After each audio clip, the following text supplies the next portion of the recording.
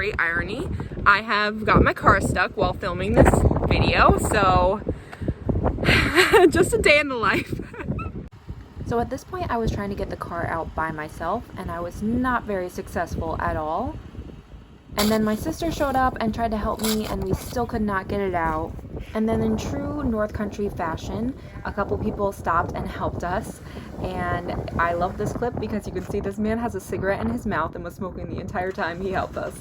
God bless. At this point I had to help, but yes, we got it out. Hi everyone, welcome to my channel, Cal's Kaleidoscope, where the simple turn of a kaleidoscope can change your perspective. Before we get started, I just want to say thank you for 100 subscribers.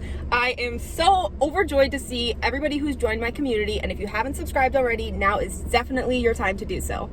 As you saw in the beginning clips, you never know what's going to happen when you're traveling alone, which is why I wanted to make this video in honor of Women's History Month, talking about some of my tips for traveling alone, specifically by car.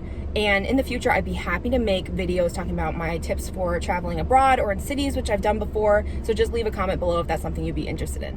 As a woman, I have to be hyper aware of the increased risk of traveling alone, and for years have used these strategies and others like it to keep myself safe. I wish that this wasn't necessary and that women and people of marginalized identities, including the LGBTQ community and BIPOC, could travel freely without fear for their safety. But unfortunately, there are predators who target tourists and people who are alone, so it's important to prioritize your safety. And finally, I just want to note that these tips can definitely apply for cisgendered men as well, but I'm just speaking from my experience as a woman. So without further ado, let's get into it. Tip number 1 is car safety, and a lot falls into this bucket, as I'm sure you can tell. One of the most important things is to make sure that your car door is always locked when you are not in your vehicle, and anytime you're approaching your car, make sure no one's following you, and look in your back seat, which I'm sure a lot of you already do before and after you get in your car, to make sure no one is there. And this is pretty self-explanatory. If you lock your car door, you can ensure that almost no one is going to have access to your car. On that same note, it's important to lock your car doors to ensure that no one can access your valuables, and you want to make sure that your valuables are not left in plain view, especially not your suitcase or brochures or travel maps, anything that will make you look like a tourist and might give somebody a reason to make you a victim. You don't want to leave that. The other thing that's important when it comes to car safety is not having bumper stickers on the back of your car that show, for example, your family structure, the school that you might go to, your hometown, any information like that. I really recommend not having it on the back of your car. And I drive a few different family cars right now that have different political affiliations with them, and I definitely have noticed more aggression when I drive certain cars. So I would say it's really important not to put your political views on the back of your car if possible as well. And this is just something that's really important for safety more than anything. I think they're awesome. I think they're super trendy. I love the idea of it. But when it comes to your safety, people can follow you and track you down based on the bumper stickers that you have on the back of your car. So it's better to just skip it. And finally, keep up with your car maintenance. The number one thing you don't want is to be stranded in an area you're not that familiar with and needing to fix a problem in your car that you might not be familiar with either. So definitely keep up with your oil changes, changing the tires, rotating them, all that kind of thing is really important before you go on any solo trips. And really, it's just regular maintenance that you should be keeping up with. Tip number 2 is social media. So I know it's the 21st century and we are very, very, very used to showing our exact location at all times of the day and night.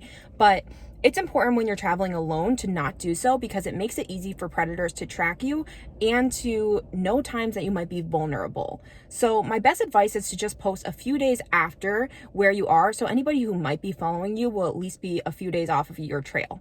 And as much as people share, if there's really no reason for hundreds of people to know exactly where you are, and it's important to prioritize your safety. So if at any time you implement this tip, please just implement it when you're traveling alone, because that's a time when you're especially vulnerable. Tip number 4, which I mentioned in a previous video that I'll link above, is your people. So it's definitely very important when you're traveling alone to let people know where you're going. I personally always have my location services on with my best friend so that if I become non-responsive or there's an emergency, somebody can locate me. And if you can set up a system like that, that is absolutely wonderful. I definitely recommend it. But if not, texting and calling at your checkpoints is a great way to do it as well. Tip number 5 is travel timing. So as a woman or person from a marginalized identity, it's important to consider the timing of your trip. I won't necessarily say there's a good or bad time to travel, but it's important to consider the area you're traveling to, how many people will be around at given points of day, and if there's a festival, a protest, or anything else that might impact your trip. This is really important, and I think that it's something that a lot of people overlook, but personally, I know I don't like traveling alone at night because I don't like to be at rest stops alone where there's not a lot of people, and you just need to think about what your personal boundaries are when it comes to travel timing.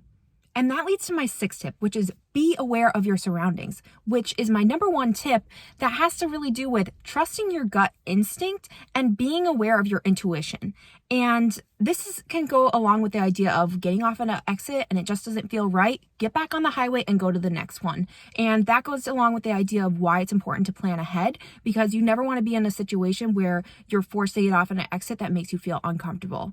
This is something that's also really important when it comes to rest areas. I often worry that somebody might come into the restroom when I'm there, or somebody might follow me to my car. So that's why I never dawdle at rest areas. You won't see me taking selfies or really filming content at rest areas because I don't want people to become aware of the fact that I'm traveling alone. And on that note, I have definitely had situations where I felt uncomfortable when I was traveling alone. For example, I was traveling along the highway one time when a tractor trailer sped up to keep up with me when I was trying to pass him. And that was a moment when I didn't look over to see who it was. I just felt like it was an uncomfortable situation and I need to get out of it. So I went over 165 to get away from this person because I felt like it was an uncomfortable and unsafe situation. And that's when you just really got to trust your gut instinct. My final tip is self-defense. So I personally always travel with pepper spray and a knife, and I think it's very important to have some sort of handheld device.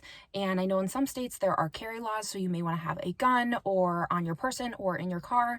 Whatever weapons you have, make sure you know how to use them because they really are no use to you if you don't, which leads into my point about self-defense. I definitely recommend women, LGBTQ+ community, or BIPOC take a self-defense course because it's very empowering and it helps you know how to have tactics to defend yourself if somebody is to attack you. And that's all the tips I have for traveling alone by car.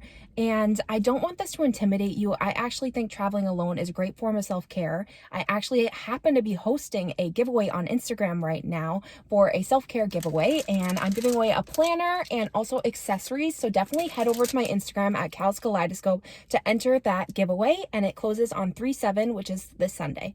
If you like this video, please give it a thumbs up because it really supports my channel, and comment below any other tips you have for traveling alone by car or traveling alone in general. Remember to trust your intuition and your gut any trip you're on, and have a great trip.